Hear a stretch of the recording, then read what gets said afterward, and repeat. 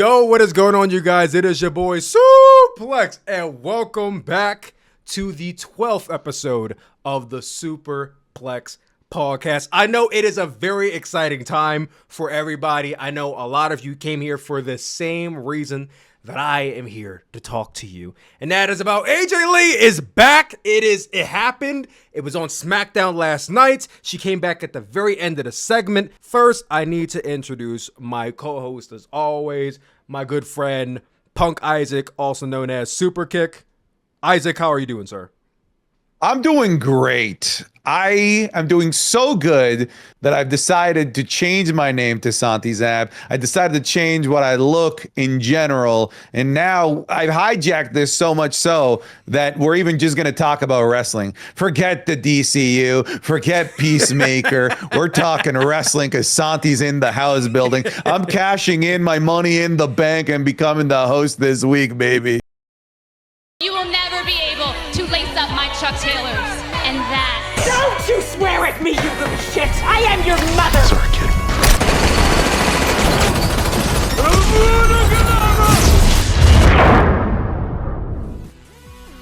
And that is reality. Iron Man. Oh, man. Oh, my God. Santi done threw down the crutches. I came in and took this. Yes, ladies and gentlemen. So my co-host, Isaac, he could not make it this episode, unfortunately. We did have Santi Zap here. He was always planned to be the guest, but I say, well, you know what? I guess Santi's just going to take his spot for this week and this week alone. I mean, no one's really expecting I mean, it's kind of a perfect week to have me on specifically. Exactly. Yeah. And originally, he was going to be on for the previous week, but then stuff came up. We're like, oh, let's move it to next week. And then all this came up, and I said, well, this is perfect. This is absolute perfect timing. So now we are here, and we will be talking about Peacemaker, and we'll be talking about the DCU and all this other stuff going on with movies. But I'm sure a lot of you are here to talk about AJ Lee and what happened with Smackdown. So we are going to get into that. But first, Santi is the first guest here on the Sooperplex Podcast, and I wanted to welcome in my guest by asking them a big question. Hit me. A question that every single moviegoer is asked at least once in their life. Santi, what are your top 4 favorite movies? Oh my goodness. Okay. I want to make sure I hear the exact word that came out of your mouth. Favorite, not best. Well, you know what? There's this app called Letterboxd. Are you familiar with Letterboxd? Yeah. Okay, so in Letterboxd, if you create your account, it's called Top 4. You put your top 4 movies there. Now, people interchange it all the time. It could be their favorite, their best, what they like at the moment, what they don't like. It's very interchangeable. So I'll just leave it completely open-ended for you. What are your top 4 movies? Okay. I've got some weird ones, maybe some that are like pretty normal in terms of like, oh yeah, that's just like a universally good movie. My friend, my favorite comedy movie of all time is Scary Movie 3 specifically. 3 kills me. I can quote that movie from beginning to end. Mind you, I love every scary movie. 1 and 2, amazing, iconic. There's just something about the comedy and the delivery and the timing of 3 and the added character of George in Scary Movie 3 that to me makes it the best scary movie. Wait, if you want to say 1 and 2 are better. What's your favorite scene for Scary Movie 3? Dude, I could go all day. I could go with the fallacy conversations. Oh, Jamal from 90th Street, he watched that tape last week. And this morning, he woke up dead. How the hell do you wake up dead? Because you're alive when you go to sleep. I love that movie, man. I love the slapstick comedy with like when they're in Brenda's kindergarten room and some kid throws the crayons. I burst out laughing at that. Who the fuck did that? It's so funny. But my favorite scene is when Cindy comes back from a night out or whatever, and Georgie was babysitting the kid. And George is knocked out and he gets woken up. George, what happened? I don't know. We were playing a fun game and then I just looked down and Yahtzee! Jumps up, hits himself on the lamp and knocks himself out again. Scary Movie 3 makes me cackle. I adore that movie. Moving on here. There's a weird one. Again, you said favorite. I love Will Smith's I Am Legend, the 2000s movie. I know it's not this like Oscar-winning movie, but there was a time where like I was in love with apocalyptic movies, like movies about the end of the world, zombie apocalypse, whatever it might be. And it just kind of came out at a time where it really hit that thing, that the itch I had for those types of movies. And it was also the first movie that I ever pirated with like burning DVDs. So like I have that like special memory as well, that it was like my first, like I burned it onto a DVD type of movie. Okay, wait a minute. So let me ask you. So here because Santi's in Canada. I'm about to say here in America as if we're on two opposite ends of the world here. But in my culture, right? We would go into the barber shop to get my hair cut, and there would be like a Ray and Pookie would walk in with a duffel bag, and he's like, yo, I got all the latest DVDs, and he would have a bootleg DVD set in his bag, and he would be selling it for like $7-8 a pop, and it was going on for like the mid-2000s up until like DVDs were basically rendered like, you know, obsolete. But like, did they have that in Canada for you growing up? Was there like your local guy who sold like burnt DVDs on the corner or something like that? Yeah, there was. And it was, my sister is 8 years older than me. So it was like her group of friends. There was one guy that was like the open his trench coat and every movie imaginable was there. So I did have that guy. Oh my God, that's hilarious. You know, me and Santi, we're not super far apart in age, but it's like, you know, there's always going to be like the era difference because I'm Gen Z, he's millennial. So I was just curious about that. But wait, hold on. Getting onto your number three. What's your number three? Shrek 2. Okay, the better Shrek. I agree. It's the better Shrek. Shrek 1 is excellent. Don't get me wrong. But to me, like Shrek 2 is like the WrestleMania 40 of Shrek. They coalesced everything so perfectly and brought in so many characters and tied in so many stories. I think Shrek 2 is genuinely a perfect movie. I think Shrek 2 is fantastic. Wait, hold on, but cut in here. Have you seen Puss in Boots: The Last Wish? It's so good. I almost went with Puss in Boots: The Last Wish. Where does it sit in the Shrek lineup? It might be the best one. It's just nostalgia's winning right now. I think nostalgia is such a big determining factor when people talk about like their favorite movies. But like if I was just talking about pound for pound and you told me to like be critical, that's the best Shrek movie. 100%. 100%. All right, and your number 4. Ooh, number 4. Man, I don't know if I want to go modern. Like I loved Weapons. I thought Weapons was unbelievably good.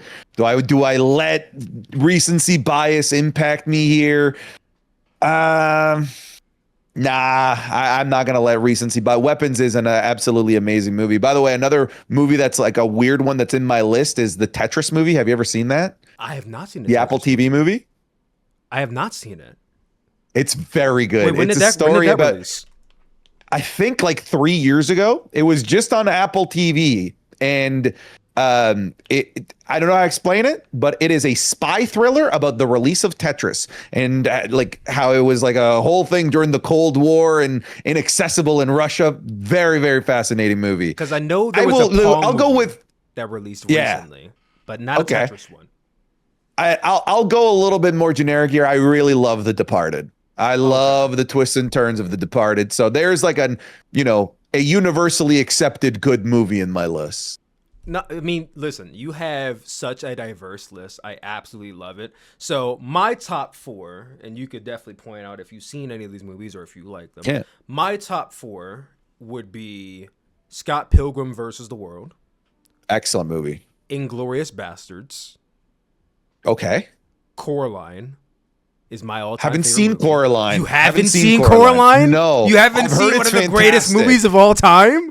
I've heard it's fantastic, but I have not seen Coraline. Santi, we got to put you on a Coraline, man. You can't you can't. You have to watch Coraline. It's a requirement. And my 4 is Whiplash. Oh, nice. Yeah, no, that's a solid list, man. Yeah, I have to see Coraline. I do. Everyone calls Whiplash the film bro pick because it's like anyone who's like trying to be like a critic or something like that. It's like, well, Whiplash has to be there. You know, The Sopranos, The Godfather. Like Whiplash is basically up there now for what I've been told. But anyway, Now that we got Santi introduced to everybody, let's talk about what you guys are here to talk about. Let's talk about SmackDown. Now, for us recording right now, it is currently 11:54 p.m. on September the 5th. So we just got off of SmackDown about a couple hours ago. But Santi, you watched SmackDown overall, without spoiling too much. What did you think about the show as a whole? I thought it was like pretty solid, like not much in terms of the actual like wrestling, because in total we had 3 matches on the show.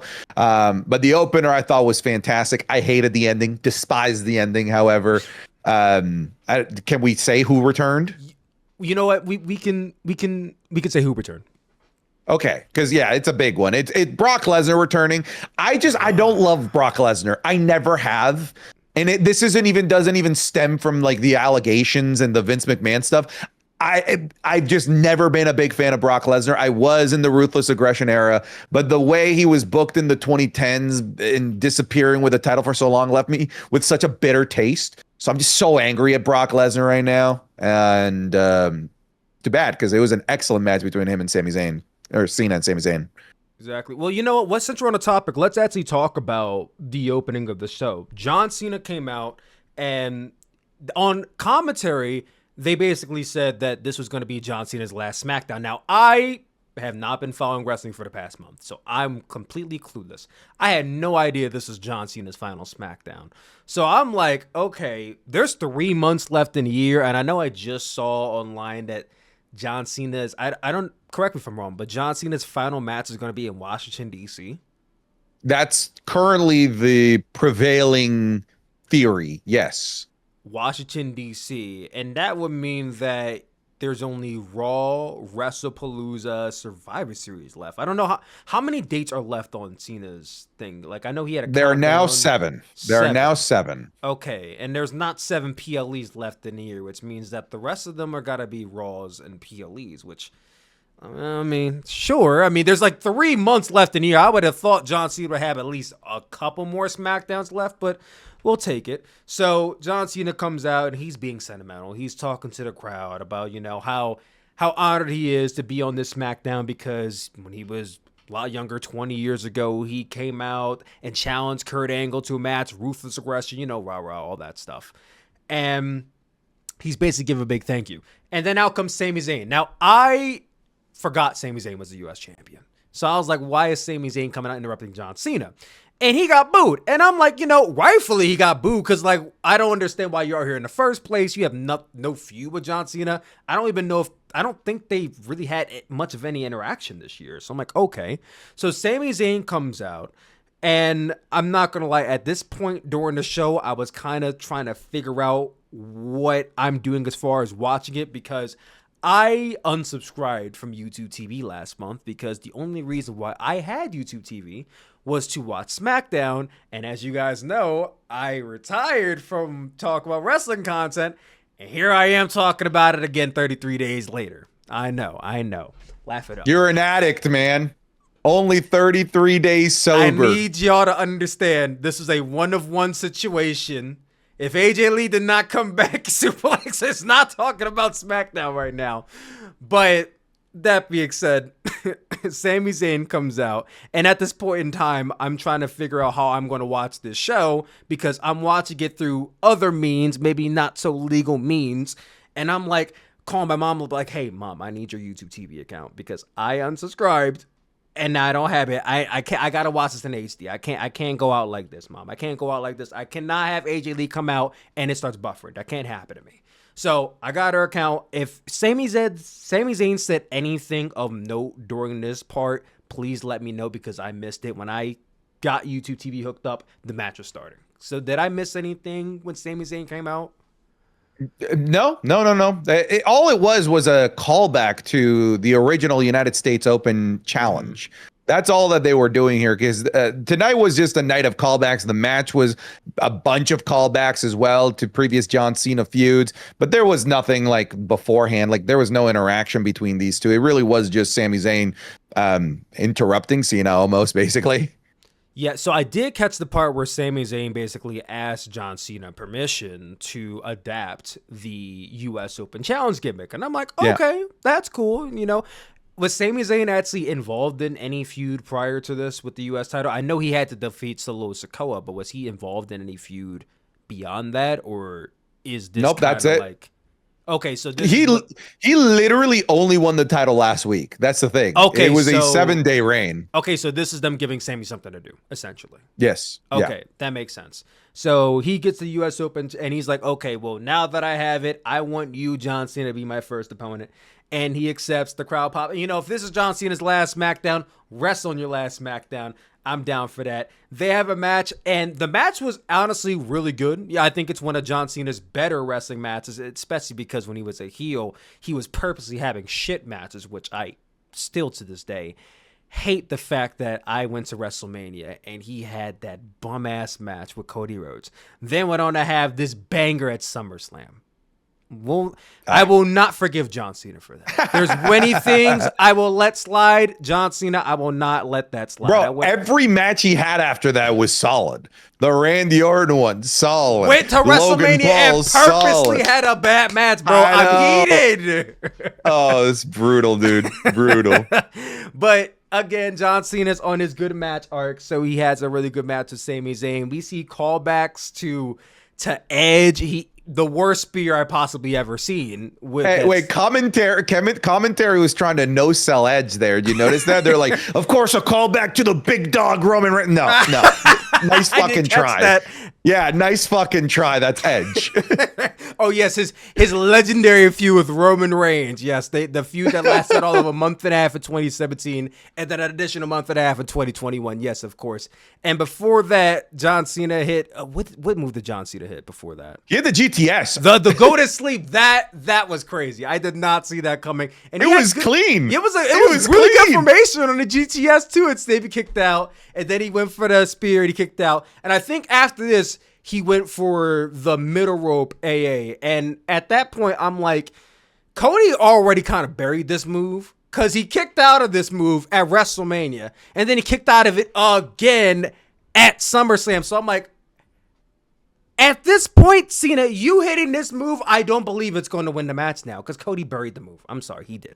And I don't like throwing the B word around, but I think he did. I mean, how do you feel about the use of this move now? I mean, it ain't gonna matter in 3 months' time, but I mean, yeah, like I mean, if Sami Zayn had a kicked out of this, then yes, Cody is Cody at the end of the day, you know. But like when you look at Cody at Sami Zayn, think about what he kicked out of in this match. He kicked out of like 2 AAs, an ankle lock. He survived an ankle lock, rather survived an STF. He ate 2 AAs, angle slam, a GTS, a spear, countered an RKO. Like Sami Zayn was a monster in this, kicking out of everything. He was a monster, or is John Cena being very, very charitable in his? I mean, I could say he's feeling charitable. I'd say charitable is a good word. Yeah, I think Cena's being very charitable because he's giving a lot of people, some people, because he didn't give R-Truth that much offense in their match, but he's giving people more offense than I think maybe they should be getting. But, you know, like I said, John Cena's last right. He does what he wants. So at the crescendo of this match, out comes Brock Lesnar, as Santi mentioned earlier. And Santi says he has not been a fan of Brock Lesnar. And listen, allegations aside, I am far past the idea of WWE needing Brock Lesnar. So when Brock Lesnar came out, I was just annoyed. Like, why are you here? You haven't been here for the past 2 years, and we have elevated so many top talent like Braun Breaker, Bronson Reed, and NXT. You have Obafemi. There are so many big guys with opportunities and the what's the word I'm looking for? And the potential to be big stars in that role that Brock Lesnar had. It just feels like we're going backwards by having Brock Lesnar come back. And I understand, you know, to wrestle John Cena and to have this go away. And even then, I didn't give that much of a shit that John Cena's facing Brock Lesnar again. Okay, sure. But I understand that much. But then what does Brock Lesnar do after the John Cena match? Because Brock Lesnar's not going into the mid-card.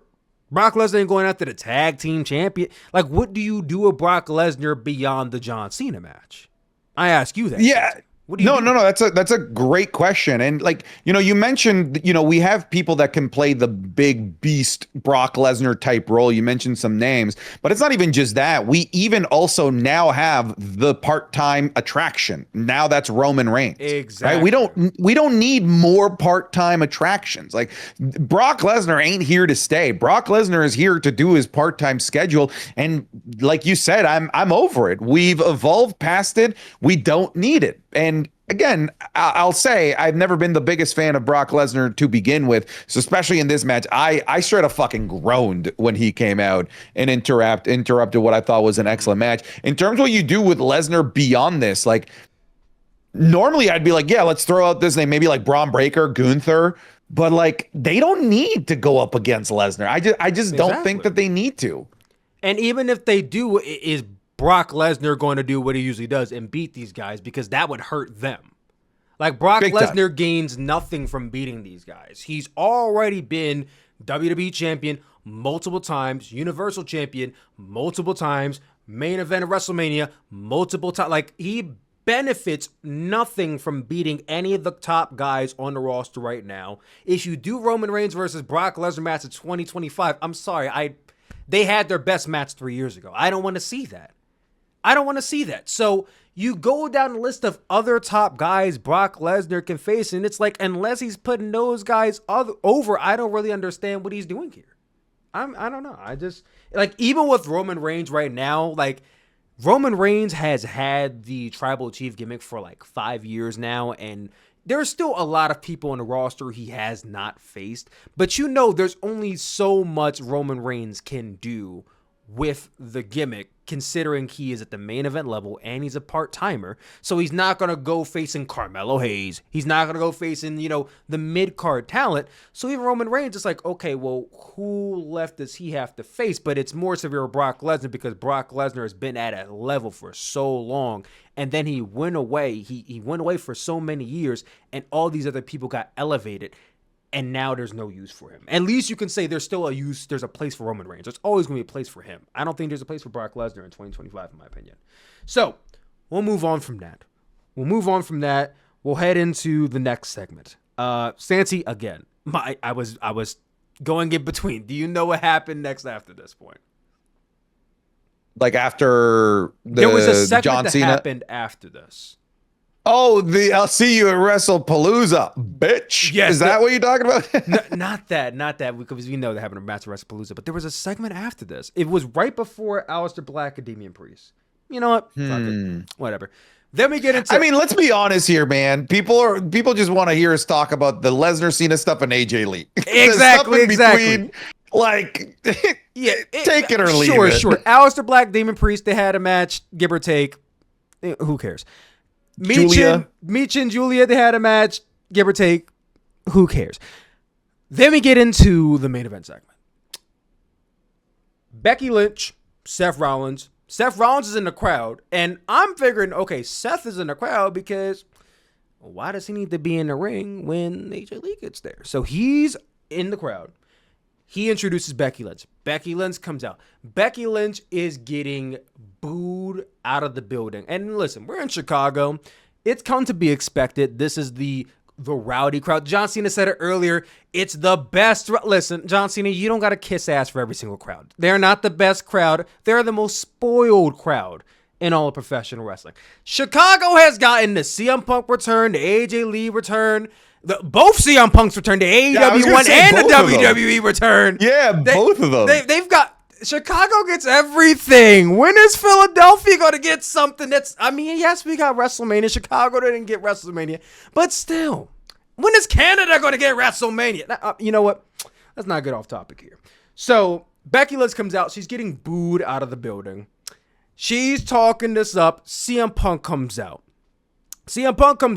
And Becky Lynch is like, how's your face feeling? And I'm like, she's going to start slapping him again, isn't she? And she does. And CM Punk, now I'm like, CM Punk, self-defense, equal lefts, equal rights. But you know what? CM Punk said, I'm going to be the bigger man here, and I'm going to walk away. Even though you are the man, I'll be the bigger man, and I'll walk away. He walks out of the ring. He goes towards the ramp. And he says, you know what, Becky? I wouldn't hit a woman, but I know someone who will. And out comes AJ Lee.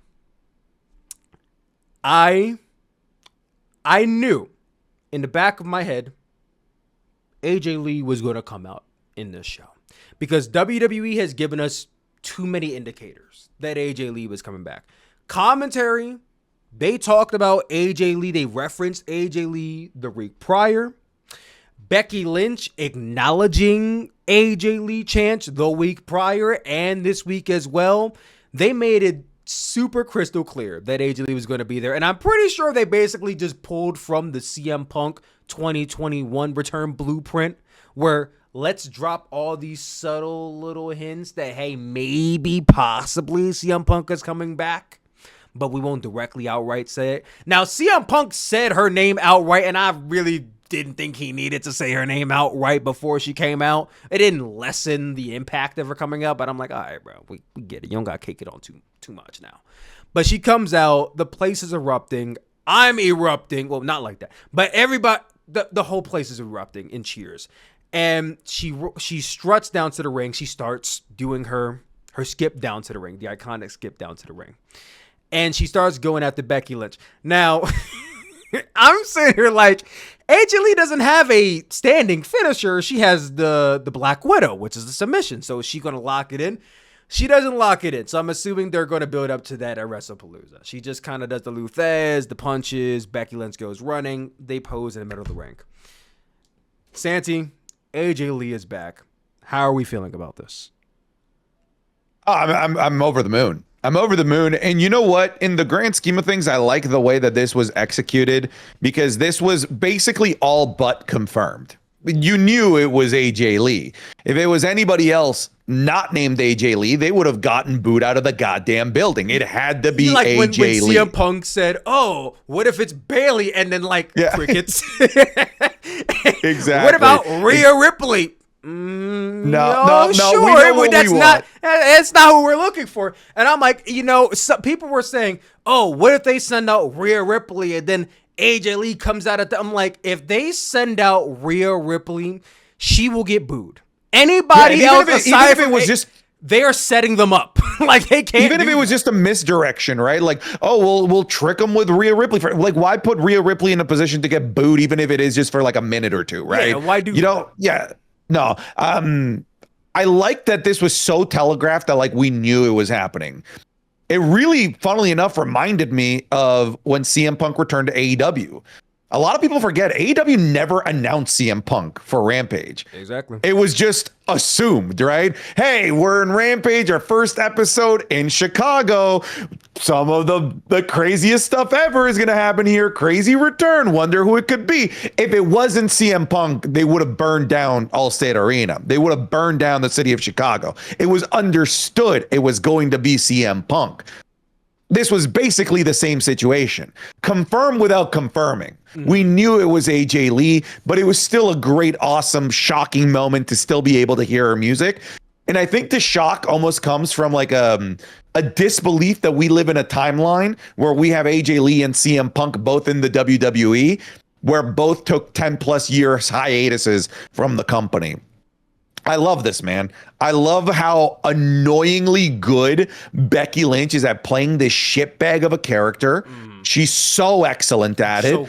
Where I'm rooting for her beatdown. I am rooting for her annihilation at the hands of, for a second, I wanted it at the hands of Punk, but I was like, okay, no, bigger man. All right, bigger man, we'll wait. This isn't a Baron Corbin situation.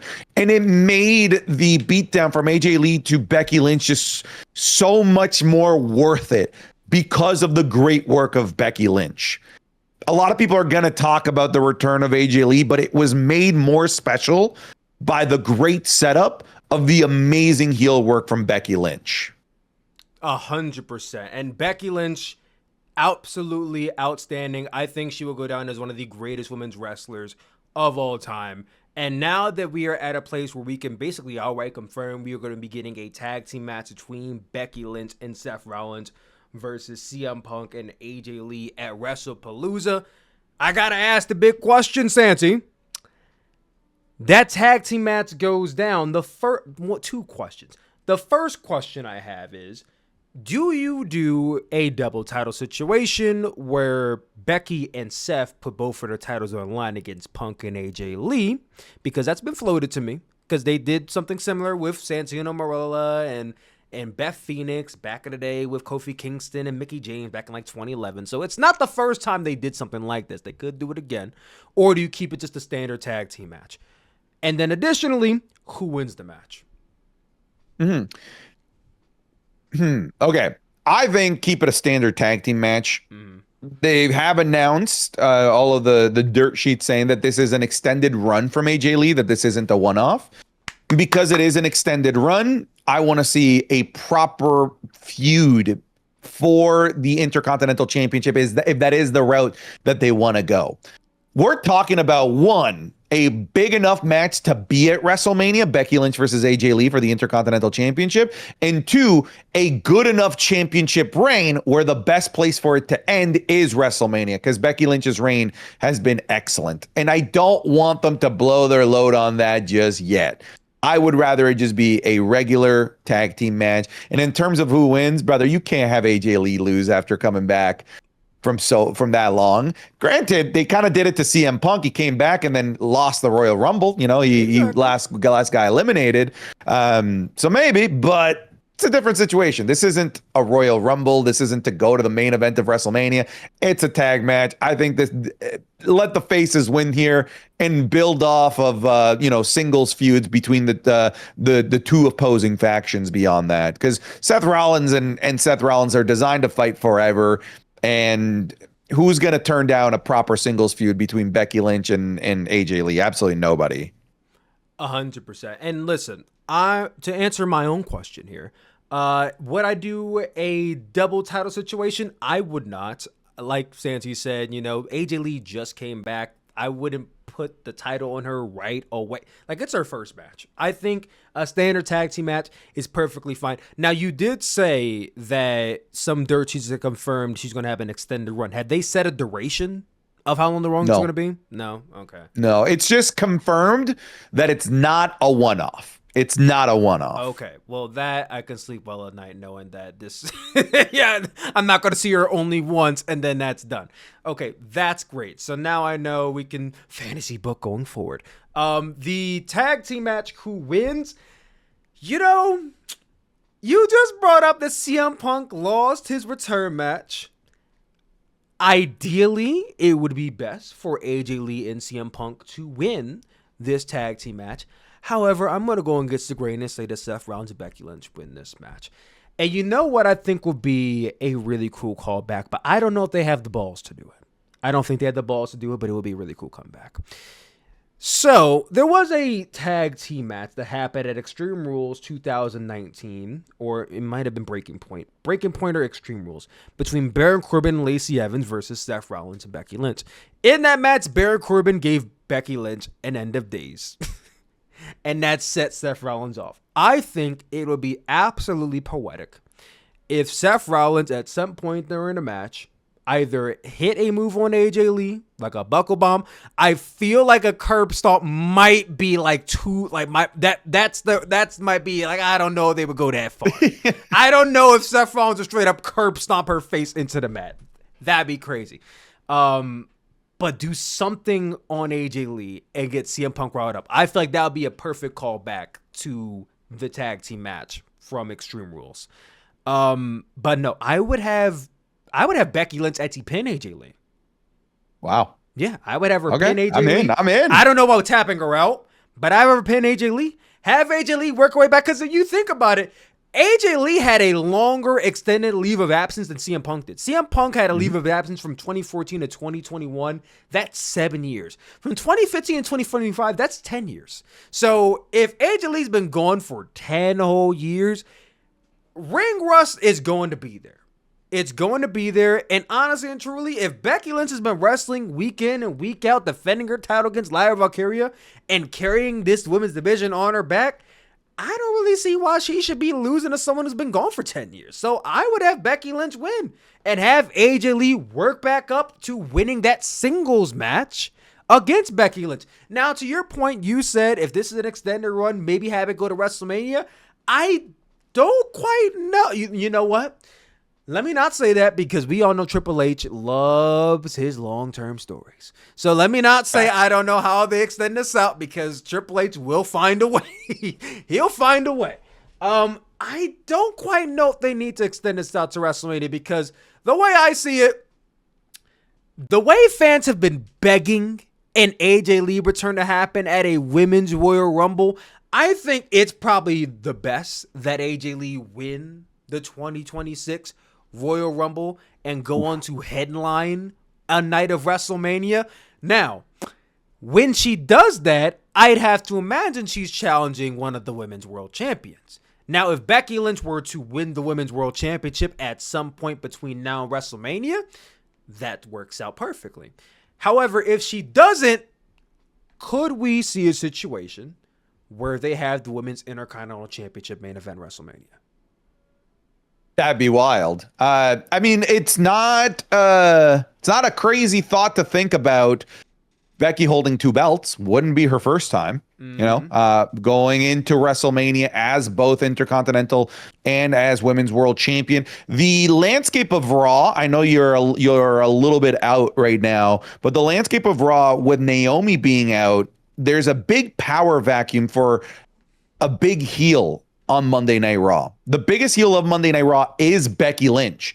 It's just that she's in the mid card. So it would be tremendously easy to pivot to make Becky Lynch a heel in the main event scene on Monday Night Raw. So easy, because she's already the biggest heel on that brand. She just happens to not be going after the women's world titles. I don't think it's crazy to think AJ Lee could win the Royal Rumble and Becky Lynch go in as Becky 2 belts going into the Royal Rumble. Sorry, into WrestleMania. Yeah, into WrestleMania. And even if she doesn't challenge her, there's so many dream opponents, because when we think about it, AJ Lee, she stepped away from wrestling in 2015. The entire women's division looked completely different. When AJ Lee stepped away, Becky Lynch wasn't even on the main roster yet. She was still in NXT. That's crazy to think about, dude. The only wrestler that is on the main roster right now that was actually there when AJ Lee was still wrestling is Nikki Bella. Because Naomi's out, it's Nikki Bella. Oh, we have Natalya. And Natalya too. Natalya, Nikki Bella, Naomi when she returns. Is Tamina still working there? Dude, I have no idea. I don't think so. It's 3, okay? There's 3. So the women's division is completely different. So when we talk about dream matches, technically every match he has that's not against those 3 women are dream matches. I think of immediately the 4 horsewomen. You have Becky Lynch, Charlotte, and Bayley. Now, I already dropped the video. Mercedes Moné is in AEW. I don't know if they got to work something now. I don't know when Mercedes Moné contract ends, but I don't see a situation where AJ Lee is going to AEW. So Mercedes is going to have to come back to WWE for that match to happen. Now, I'm figured that AJ Lee's here for a good time, not a long time, so Mercedes Moné, mind the time, you don't have that much of it for AJ Lee to actually be here. That being said, when I think about my top 3 women that I want to see AJ Lee go up against, the first that I think about has got to be Rhea Ripley. I think these are 2 of the biggest of their eras. AJ Lee, where she was in 2015, I feel like is where Rhea Ripley is now in terms of popularity. So that is the match to run at some point. That could be a WrestleMania match, honestly and truly. Or that could be a match that you do somewhere after that. We don't know how long she's going to be here again. But if she's going to be here for at least the next 6 months or a year, let's say, you can do that at a SummerSlam next year, possibly. Who knows? I think of Rhea Ripley. I think of, obviously, Charlotte Flair, because that's another woman where it's the pinnacles of their time. You can have AJ Lee as the women's champion and Charlotte's going after title number 16, possibly. I think Charlotte's at 15 in her next reign as she wins it. So she's not far from 16. Maybe she chases AJ Lee for title number 16. And then the last, like I said, my last is Mercedes Moné, Sasha Banks, but I understand that's a super, super far stretch. So my last is Naomi. And I understand that might be a stretch too because she's pregnant and I don't know how long AJ Lee will be here. But I think some people forget that the third season of NXT, when it was a game show, featured both AJ Lee and Naomi in 2010. They have history dating back 15 years. And I desperately want to see these two match up at least one more time before AJ Lee hangs it up again. So for me, my top 3 dream opponents for AJ Lee: Rhea Ripley, Naomi, Charlotte Flair. Santi, I think I made a really great point. You know, like, with the exception of Nikki Bella and Natalya, we are in such a blank slate for the second run in the WWE for AJ Lee that she can breathe and we want to see it on TV, you know, like she can do whatever she wants and it's going to be must watch TV. Any match that she has is new, uncharted territory. It's something new, something fresh, something that we haven't seen, but it is imperative that they have to pair her up against all of the big names, like you said. And it is a shame, you know, good for Mercedes Moné being in AEW, but like from this perspective, it is a shame that Mercedes isn't in WWE, because a natural set of feuds for AJ Lee would be like, well, I left, you guys somehow took over this moniker of the 4 horsewomen. Y'all never faced me. Right there, you've got yourself like 2 years worth of feuds just with those 4 names right there. But then we have the Bianca Belairs of the world. Name you didn't mention there, but sure, why not? Give me Tiffany. Why not? Okay, Tiffany Stratton. Tiffany Stratton has worked very well with veterans in the past when she was in NXT feuding with Becky Lynch. That was one of my favorite women's feuds there. The list is anyone and everyone here, Tyler. Anyone and everyone for AJ Lee. It's a spoil of riches is where we're at right now with AJ Lee's return. The possibilities are endless. You're right about that. But I think you and I both know realistically, she can face anyone, but she can't face everyone. So exactly, if you had to nail it down, who would be your top picks for her to face? I need obviously Becky Lynch, Charlotte. I do need Bayley, 3 of the 4 horsewomen. I want Tiffany Stratton. I need Roxanne Perez. I need that. Even like maybe not even for me. Like I want it for Roxanne Perez because she's such a massive fan of AJ Lee and Rhea Ripley. Absolutely. From a skill wise, man, I got to see Io Sky and Stephanie Paquette as well. Yes. This is what I mean, man. It's endless. It's so enticing what you can come up with that it's sad that you can't do all of it. It makes me sad in my heart that we can't do all of these names versus AJ Lee, because it's just not going to be possible, because I got to assume, we don't know as of the making of this podcast, I'm assuming AJ Lee's a part-timer. Yes, I would assume so too. If CM Punk ain't running full-time, AJ Lee ain't running full-time either. And again, she's been gone for 10 years. The wrestling body callus is not there. So obviously, if she starts working full time, the increase of injury goes way higher for her, because, you know, you're not bumping all the time. So your body's not used to that. Obviously, we are going to be wishing the best in her health, no matter if she's full time or part time. But nonetheless, AJ Lee is here. I am absolutely ecstatic. I know everyone keeps on asking me, Sooplex, are you back to doing wrestling content? I can't answer you right this second on, like, am I back, like, in this main capacity. What I can tell you right now is that there is no full-time capacity Sooplex right this second. There is no full-time capacity Sooplex. My main focus is still movies. That has not changed. The mission is not pivoting. However, as of right now, what I'm going to say is, if AJ Lee is on the show, I will be watching the show. That is as much as I will say for right now. But as we saw in the last 33 days, things change. And I will say this again. This is the one-of-one scenario that I was going to come back to. So, you know, we'll see what happens. The way I see it, in my lifetime, I'm happy to say that I have seen Stone Cold Steve Austin wrestle. I didn't think I would be able to say that, but I saw Stone Cold Steve Austin wrestle. I saw The Rock wrestle. I didn't think I'd be able to say that in my lifetime either, but I saw The Rock wrestle. I've seen Edge wrestle. I've seen Randy Orton wrestle. I've seen John Cena wrestle. I saw The Undertaker wrestle back in 2008. Blur in my mind, but I remember seeing it. I've seen all of my favorites, all the legends I want to see wrestle in real time. So I said, you know what? If I never go to another wrestling show again, I'm satisfied with what I did. However, I've never seen AJ Lee wrestle live. So now that is one more checkbox on my checklist that I didn't think I have to include. But now it's going to be there. So if this means I have to go to, probably not Wrestlepalooza because I'm going to a film festival. But if I got to go to WrestleMania, because it can't be the Rumble because that's in Saudi Arabia. I'm not going all the way there. Maybe Survivor Series. Maybe Survivor Series. I gotta see AJ Lee wrestle. That's an immediate. But listen, we have been talking about AJ Lee here for past 30 minutes. We could talk all night long, but I understand that there is still so much more for her to do. So we're going to save that conversation for more down the line. What this podcast has been about for the past few weeks has been movies. So we're going to dive into a little bit of TV and movies here. So the previous topic of this podcast has been The Peacemaker. Episode 3 did air yesterday. It was one of the shortest episodes of The Peacemaker. It was 38 minutes long.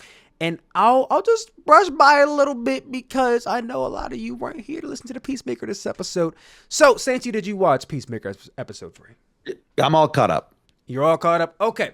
So, Peacemaker episode 3, I will say this was a little bit of a filler episode because it was really just Chris going through the portal once again. Chris going through the portal and basically interacting with Harcourt, his brother, his father, and just basically living his best life, knowing that the other alternate universe Chris is dead. He killed him in episode 2, and he's basically shadowing as him. That was basically the gist of the episode. But one of the big key things that we saw here is the establishment that Rick Flag Jr.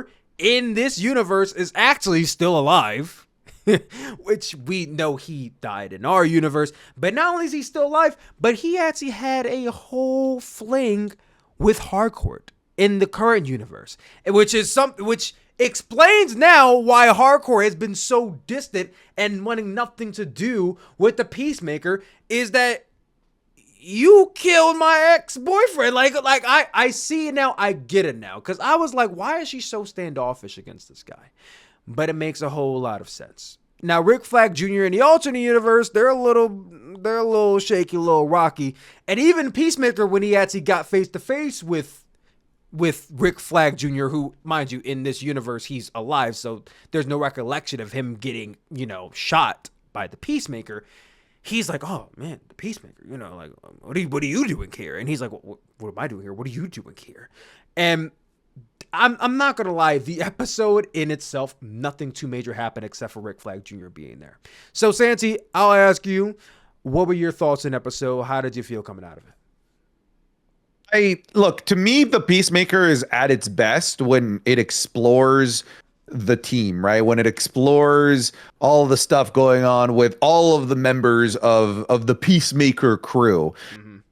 And I don't feel like we got enough of that. This was a very Peacemaker heavy episode. I think you could pretty much boil it down to best universe ever. It was, like you said, a bit of a side quest of us seeing how good the life for Peacemaker is in this other universe compared to where he's at now. So if you're a viewer of the Peacemaker that likes to see all of the other shenanigans of all the other characters, I don't think that this is going to be the episode for you. But it is a unique view and seeing like what a nice hardcore looks like, somebody that actually looks at Chris the Peacemaker with butterflies in her stomach, because you could tell like she's in love with him in that universe, which is such a hardcore contrast to the original universe where there's like a feel of like hatred, which we now know the underlying reason as to why. So this whole episode, really the whole reason for it existing is to show you the physical manifestation of the contrast between the two universes. Now that that's established, I think we can now move forward with more storytelling here. Yes, and they are showing you just how perfect of a universe this is for Chris. And at the very end of the episode, we see it's about to get completely ripped away from him because Argus, at the end of the episode, is like, all right, let's go raid this motherfucker's house. They're going in there, and as we see, Chris is leaving the universe, but they're about to enter in his house. So episode 4, I think something's about to pop off here because they're either about to discover that there's another universe and that Chris is, dipping in between. And the question is, are they going to enter in? Or is Peacemaker going to do his best to hide it? That's what I want to know. Are they actually going to find this universe and enter into it? And then what happens there with all this crossing in between? Because nobody from the alternate universe has crossed over into the current. It's always been Chris going over there. So are we going to see them go into this universe, or is it going to be the possible inverse? That's the real question. All I know is that I'm going into the next episode very nervous for my favorite character, Eagly. They've hired Michael Rooker as a professional eagle hunter. I love the quote when he's like, when they're like, okay, when we're in there, kill Eagly and any other eagle that's also in the vicinity. Yo, we can't wipe out Eagly. We can't do. He's at the literal like the pilot of the show. He's in the intro. He's in the no. We can't wipe him out.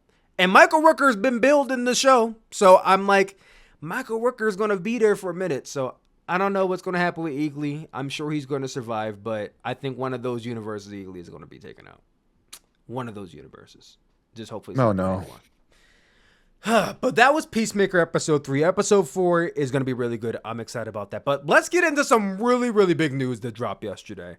James Gunn, who is the director of the Peacemaker and basically the herald of the DC universe, he announced Man of Tomorrow.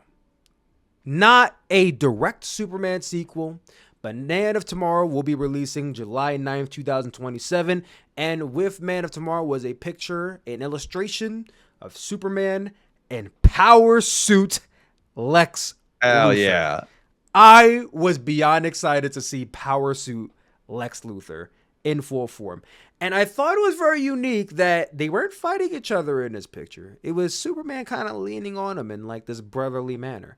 So it gets you wondering. Now, mind you, it is an illustration, but these directors, these TV show creators, they don't just throw this stuff out there for willy-nilly. So I think there's something there to this photo. But you think there's a possibility that Man of Tomorrow, instead of it being, Lex in the power suit and he's the main antagonist fighting with Superman, that there could be a greater evil that they come together to try and topple? I feel like this is a sequel of sorts to Superman. It's not a Superman sequel, but it is a sequel to the events of Superman. So I would like to think that Superman is going to have to get Lex Luthor out of holding in order to defeat a bigger evil. Yes, I think they're going to work together to take down someone else, and then at the end, Lex Luthor is going to be like, haha, actually, psych, I'm going to kill you, because Lex Luthor ultimately will never concede to just being Superman's side by side, his lackey, his big brother, his little brother, his confidant. No. He will help Superman take down someone else, but then he's going to take down Superman ultimately in the end. So yes, I think they will work together, but then Lex Luthor will show his true colors at the very end. My ultimate theory is that this movie has been announced as Superman being a main topic, a main hero, a main lead, but he's not the lead. I think the lead in this film will be Lex Luthor. I think this will be told through the perspective of Lex Luthor. That's kind of my theory for this. Don't hate that. Honestly, like coming off the back of Superman, Lex Luthor to me was the most intriguing character. Nicholas and he was excellent, especially like in his final monologue where he was really just pouring his heart out. It was hard to not to a degree as a human being myself, believe it or not, I'm human, seeing exactly where he's coming from. There is a part of me that like understands the humanity that Lex Luthor is trying to preserve from this greater evil, but obviously he's in the wrong, doing it in a way that is just morally corrupt and wrong. But as a fellow human, to a degree, I kind of get it. I sort of understand where you're coming from. And in his final monologue, man, if they can build a main character off of that Lex Luthor, I'm there day one.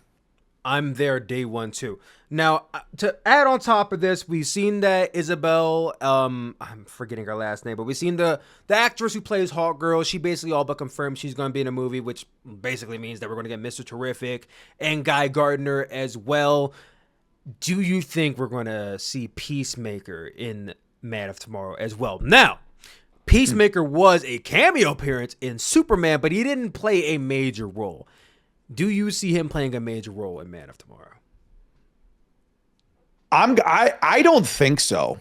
I don't think so. And it is a big ask because for him to play a major role, you are then now asking the people that watch the movies to now have to invest time into watching the TV shows. And that is always a risk. Yes. We saw it in the Marvel Cinematic Universe, yes, right? Where there was a little bit of fatigue with some of the shows and like, oh my God, how many of the shows do I have to watch in order to be up to date with like Fantastic Four or the new Captain America? With the new Captain America, the answer is you should have watched Captain America and the Winter Soldier, right? No, not Captain America and the Winter Soldier. What's the show Falcon, that had and Falcon?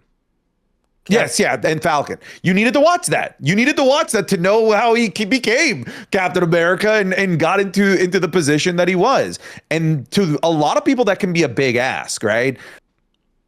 I think that they are going to keep Peacemaker a cameo in movies, and he is going to be the big draw for the DCU from the TV side of things. Okay, so now I got to feed on top of that because there are the crowd of people who believe that the TV show extension of the Peacemaker and them announcing all these projects, they're saying it's the MCU-ification of the DC universe.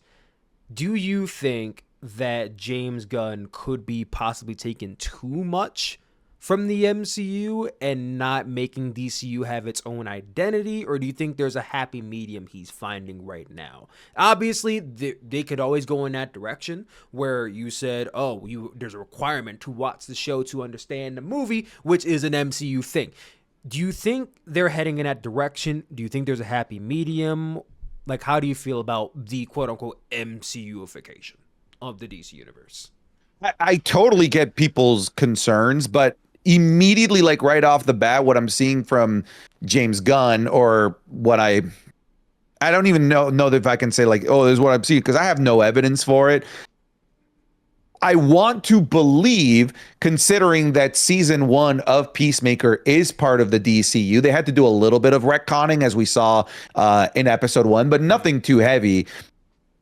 Even though that was like, the biggest project in the DCU, the Peacemaker wasn't a big necessity to have to watch to be able to enjoy Superman. So I already feel like, yes, the universes are interconnected, but hey, enjoy the TV shows on their own as they are. You don't need to watch the movies in order to be able to enjoy the TV shows. And that's the vibe that I'm getting from the movies. I don't think that it's going to be so interconnected where you have to watch everything to be able to appreciate and enjoy everything.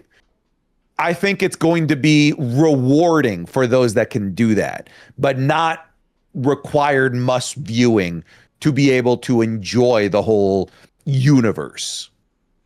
Okay. I can get behind that. And to my standpoint on that, I think a lot of people think that I'm 100% for the MCU-ification of the DC universe.